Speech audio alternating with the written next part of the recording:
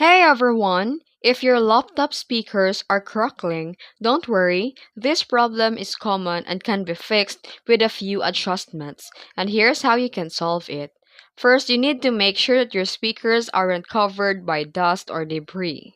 Lower the volume and test if the crackling still happens. Then here you can update the audio drivers. Just search for Device Manager and here click and expand the sound, video, and game controllers. And right-click your audio device and select Update Driver. Then choose Search automatically for drivers.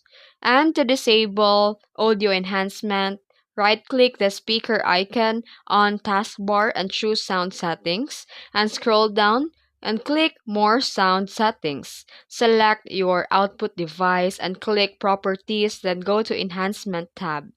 Click and check the Disable All Enhancement and click Apply.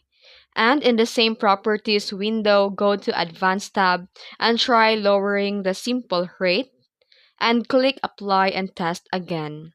And sometimes, laptop releases updates to fix audio issues. You can go to Settings and you can Window Update.